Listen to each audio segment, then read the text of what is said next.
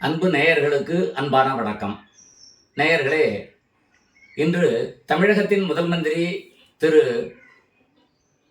மு.க. ஸ்டாலின் அவர்களுடைய ஜாதகத்தை பார்ப்போம்.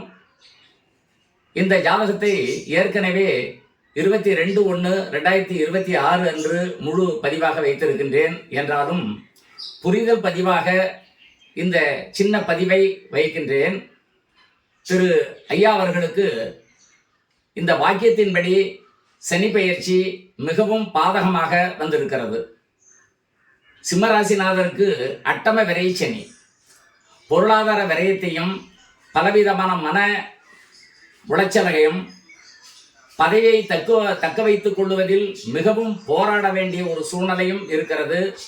இந்த சனி பெயர்ச்சி கிரகத்தின் சுழற்சியை பார்க்கும்போது ஐயா அவர்களுக்கு மிகவும் பாதக பலனை கொடுப்பதாகவே தெரிகிறது. மிகவும் கடுமையாக போராடியும் பதவியை பறிகொடுப்பது போலான ஒரு காரணமாக இருக்கிறது இந்த சனி பெயர்ச்சியின் நிலை.